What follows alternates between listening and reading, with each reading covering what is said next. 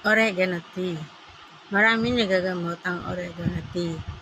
Maganda ito, lalo na sa mga inuubo, sa mga matatanda, sa mga nanghihina ng mga resistensya ng katawan na madalas ding na nakakasakit.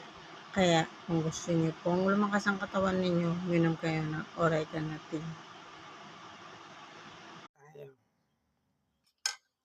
Ayan, nasalin ko na siya. Eto, iinumin na lang. Inumin ko lang. Nakainom na ako na isang tasa.